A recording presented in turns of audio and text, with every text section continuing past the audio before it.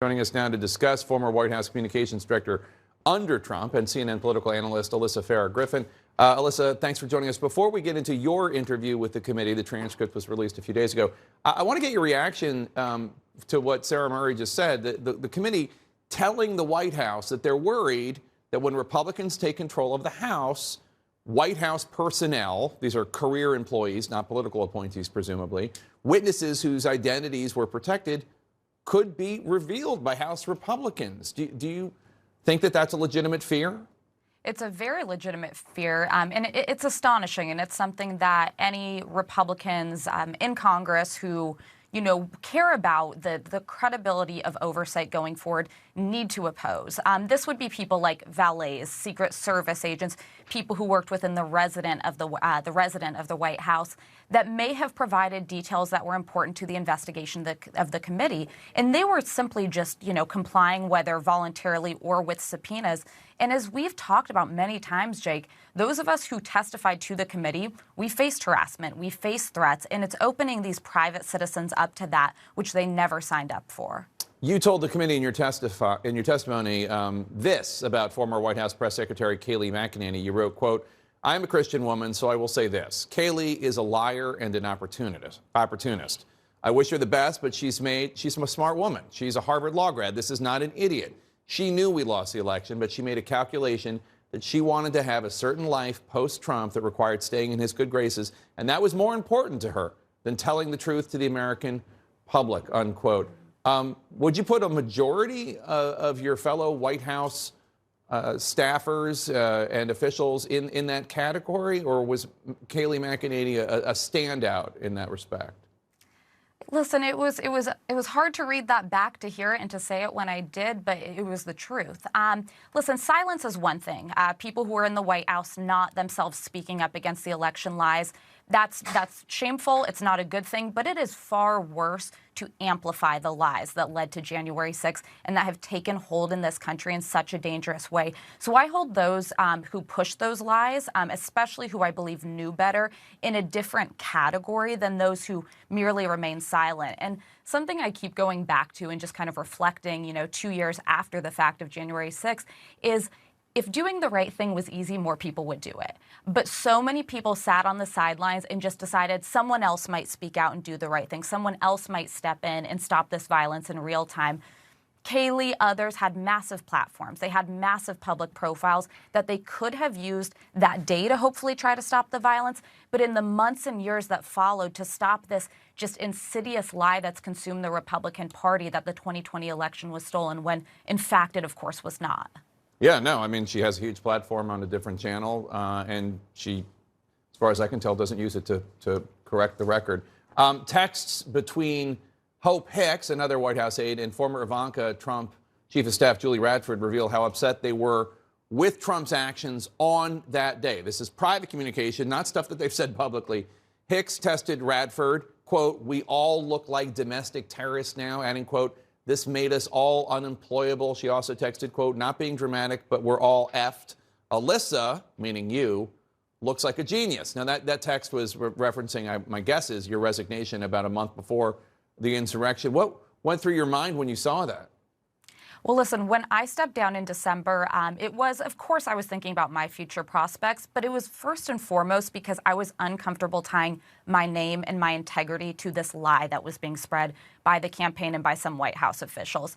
Listen, I think there was a lot of self-preservation going on by folks in the Trump orbit. It still is to this day, but I would also note, especially Hope, she knows President Trump very well. She knows that if you cross him, it comes with, again, threats, harassment, and being maligned. So I think there's also an intimidation factor that has contributed to more people not speaking out and telling the truth about what they know about him. And I just want to note what's been so masterful about the January 6th committee is they've gotten all these people in their own voices on camera, you know, talking about how they really felt about him. And I thought it was very notable that Hope called it what it was, domestic terrorism. That's important. I'm glad that she said that.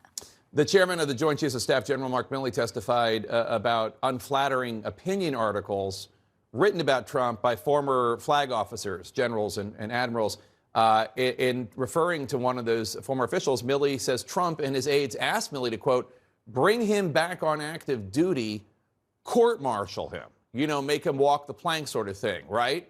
I advised them not to do that. That's just deranged. I mean, that is the behavior of a tyrant. Does it surprise you? No, and I worked with Chairman Milley at the Department of Defense, and I'm grateful that he was constantly this roadblock against these terrible instincts by the former president. But it just goes to show Donald Trump does not even understand the U.S. military that he oversaw, which is right now the most diverse force that's ever been in history, ideologically, racially, religiously. This idea that, you know, somebody who's in the military shouldn't be able to criticize him is absurd. That's something you would expect to see in the Kremlin, not in the United States. And it's just, you know, another dot to remember in the long list of things that make him so unqualified to ever hold office again. You told the committee that the CIA director at the time, Gina Haspel, had a, quote, suicide pact with the entire intelligence community if Trump actually fired her. You don't mean that literally, but you mean career-wise, that if he fired her, that others would resign. You say Trump tried to fire her, but he backed out almost immediately, and, quote, allegedly for about 14 minutes, Kash Patel was actually the CIA director. Now, there's no public record of that, but that is absolutely terrifying. Kash Patel was the acting CIA director for about 14 minutes? Well, and I want to be clear, this was anecdotal, but I heard it from very senior officials who I trust that this took place. And because so many officials within the IC and the national security community knew what Donald Trump was capable of and how he just fundamentally didn't understand his role and their role, they had these pacts and these alliances in place to make sure that the incredible, important work that they do couldn't just be stopped on his political whims. So this, in the final days, it was a very, very scary time in the intel community as well as the Department of Defense. We obviously saw he installed a loyalist at DOD. He installed Kash actually ultimately at DOD. But even within the CIA, and it was someone like Gina Haspel that was able to stop that, and other officials within the NSA and DIA and other places, that my understanding has stopped it from happening, which could have been crippling to our intelligence gathering all over the world. Yeah, Milley testified about a rescue operation that Kash and some others said, oh, yeah, we got approval from the other country for a flyover, and they hadn't. That could have been disastrous. Who knows what would have happened. There was a clear pattern in your interview with the committee about Trump's chief of staff, Mark Meadows. Here's one little bit. Quote, sometimes Meadows would be an ally and would help, like, stop certain things. But then other times he would either be just non-existent, injecting bleach, for example, like I've got this, and then it ended up going forward. I never saw evidence that he really pushed back on the president. You also told the committee you tried to get Trump to walk back when he said, when the looting starts, the shooting starts, which is a tweet he sent a few days after George Floyd was killed by police and there were protests. He refused. Was there anyone that Trump actually listened to? Was there anyone that could actually say to him, Mr. President, this is a horrible idea. If you do this, you're damaging the country. If you're doing this, you're damaging national security. Do not do this. So anyone like that he listened to? Honestly, in reviewing my testimony and when I gave it, not that comes to mind. There were people, I mentioned Robert O'Brien as someone who I found to give him sound counsel. Many folks at agencies did, but nobody could truly change his mind. And I mean, that was exemplified, obviously, on the events leading up to January 6th.